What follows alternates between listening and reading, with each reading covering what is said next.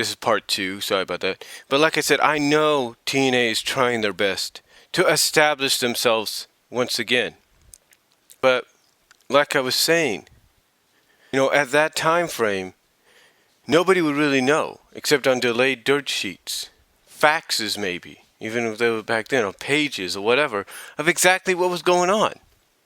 People would have to pay money and tune in to the pay-per-view itself to see what happened, to see the results. And like I said, at that time frame, that was a good idea because wrestling companies pretty much knew. Let's not kid ourselves. All media knew that we were heading in a direction that eventually you were going to have other methods. Fans and people would have other methods of finding out the results quicker and quicker and quicker than before.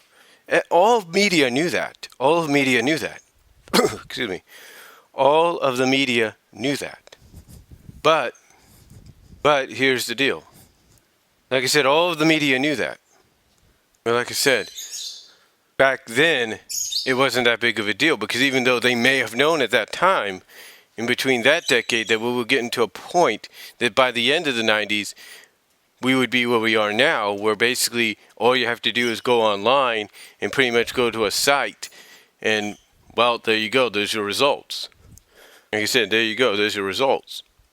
We would have to basically tune in. I mean, I remember as a fan wanting to know what happened at SummerSlam 92, but I couldn't just find out by going online because there was there was internet, but not as accessible as it is now. Or it would become. And there was no way I could get dirt sheets, and even if I could, I'd have to get on the phone, try to find out, and I would get in trouble. The fact is, if TNA, had they been in existence years ago in the 90s, which they weren't, and they had attempted to do this then, would have made more sense.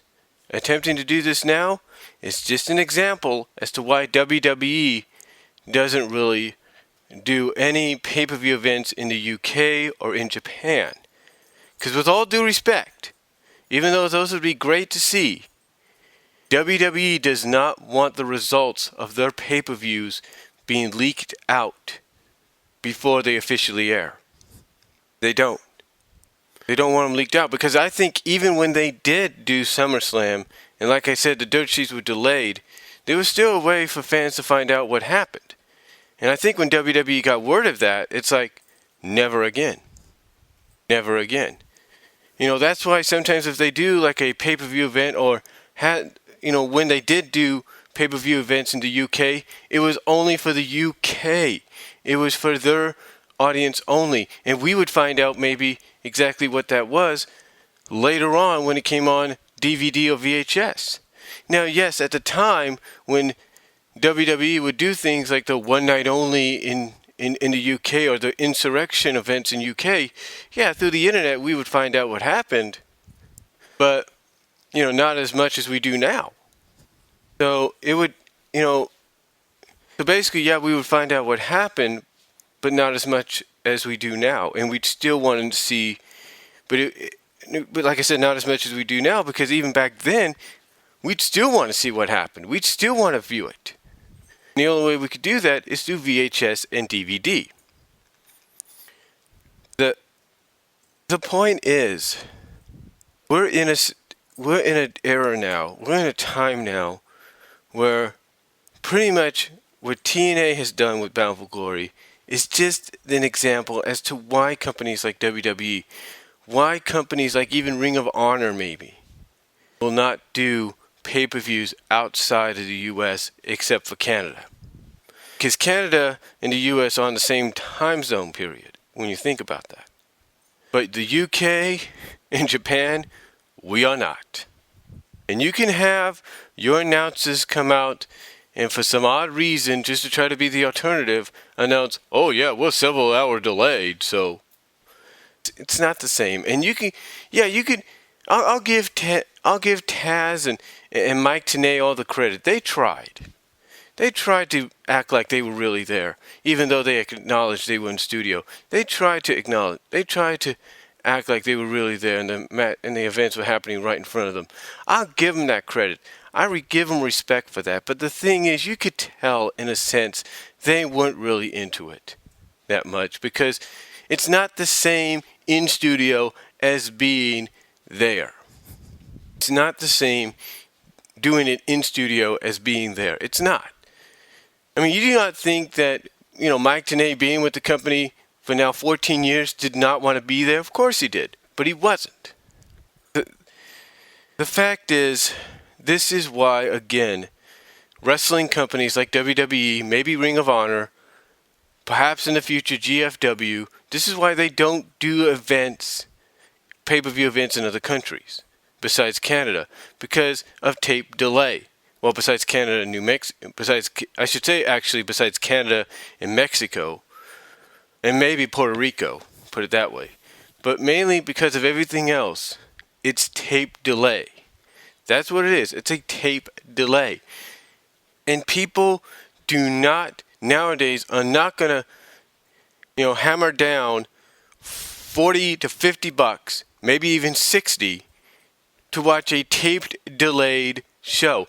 And then, furthermore, to fill up for the time delay, basically because of the fact that this show may have been a lot shorter than what it's clocked in at as 2 hours and 40 minutes. You have to show highlights of Team 3D's career in TNA. You have to show promos of people like EC3. I mean, you're pretty much, except for the highlights, the Hall of Fame highlights for Team 3D, which I admit were okay because this was the Hall of Fame weekend as well. But show promos for EC3 being undefeated for a year? Okay, fine, that's good. But you're pretty much treating it like a freaking Impact Wrestling episode.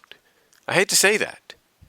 But, like I said, I can understand why like I said in the first part, I can understand why TNA did this. Why they went into Japan, probably knowing that they were going to be on tape delay, probably knowing people were going to know the results already. I can understand why they did this.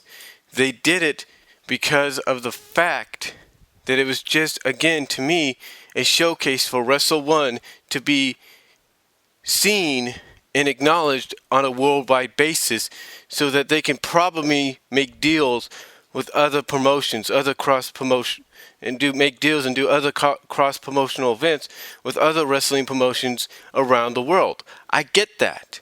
It was basically a platform for Wrestle One to say, hey, we're here. We're the next best thing to New Japan. We're your alternative to New Japan Pro Wrestling. We're your alternative to All Japan Pro Wrestling.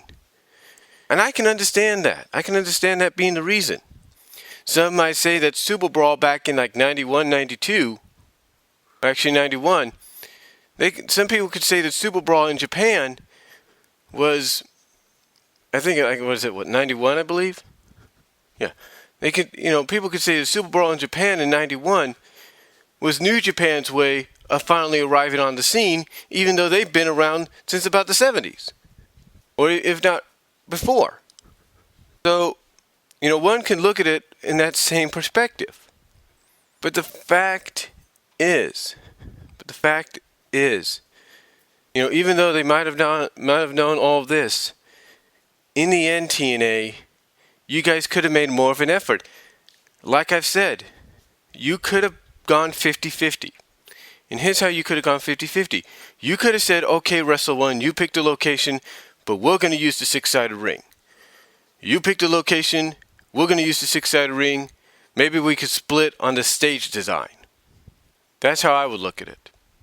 Go 50-50. Kind of say, okay, we'll split on the stage design. We'll bring in our Titantron, but we'll use your stage set.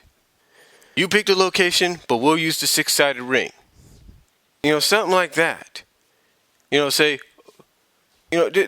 something like that, which would have made it more, in a sense to me, more feasible. And the one thing people complain about is, yes, we had a Knockouts title match. Yes, we had an X Division title match. But we did not have no world champion and no tag champions. You're telling me you don't want to put your world championship on the line there, even in an interpromotional match. You don't want to put your tag titles on the line there, even in an interpromotional match. Why? I don't get it. I mean, you had Tommy Dreamer and Abyss taking on Team 3D. You couldn't say, let's fly the Wolves in, and even though we'll have the Wolves still go over in the end, let's have them defend the belts in a three-way Monsters Ball or three-way tag team hardcore Monsters Ball match. You couldn't do that. You can have your world champion and come in and defend against the top guy in Wrestle 1, not being Great Muta but somebody else. You couldn't do that. That's not good. That's not going. That's basically saying you're giving Wrestle 1, like I said earlier, 75 to 85% control of the show. You're not going 50-50 with them. So, again though, I can understand and respect that this was just maybe TNA's way of helping Wrestle 1 get on the map and get acknowledged by the world. Okay, fine, I understand that. But here's one other thing that kind of bothers me, and I know it bothers some other fans. If you read spoilers, like everybody does, especially with the fact that TNA has taped weeks and weeks of Impact that take place after Bound for Glory, you still have your Knockouts Championship defended by someone that's no longer the Knockouts Champion. What? You have your X Division title defended by someone that's no longer the X Division Champion. What? Probably wondering what I mean. Well, like I said, this is why people sometimes read spoilers. They tell people, like one fan in attendance said, there's no reason to order the pay-per-view, even though it was a good show. Here's why. You have Jessica Havoc, if you will, facing Velvet Sky and defending the Knockouts title. When in reality, she lost the belt to Taryn Tyrell in a three-way with her and Gail Kim involved. Yeah, Taryn Tyrell is the actual Knockouts champion. Then you have Samoa Joe defending the X Division belt. You have Samoa Joe defending the X Division belt, which, if I look up online here real quickly, you see, yeah, like I said, you have Samoa Joe defending the X Division championship, lost, not which he lost, but which he vacated. Have him and Havoc defending championships that they already lost, and instead of doing the more correct thing and having the current new champions come out and kind of stating that, oh, by the way, on a future broadcast of Impact, you will see how Taryn Tyrell and Loki won these belts. Instead of doing that, you decide to have two people that lost the championships, well, actually one that lost the championship and one that vacated the championship, defend them at Bound for Glory because you think that's going to fool people. Again, I can understand the reasoning behind this for TNA helping Wrestle 1 out. I could probably understand that maybe the wrestling fans in Japan don't read spoilers like some of us do here in the States and in other countries. I can respect that. But this is stupid. This is stupid. Like I said, you couldn't at least figure out a way to do a three-way with Velvet, Taryn, and Havoc. Have Taryn come out with the belt.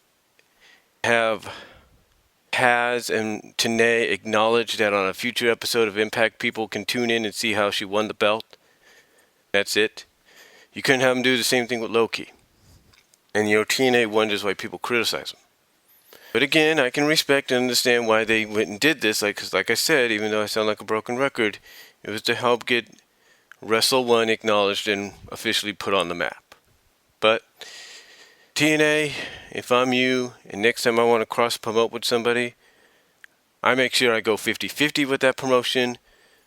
And I make sure, in a sense, with all due respect to Wrestle 1, it's a more well-known and larger promotion. So let me know what you guys think, and take your time in listening to these two parts, and I am out.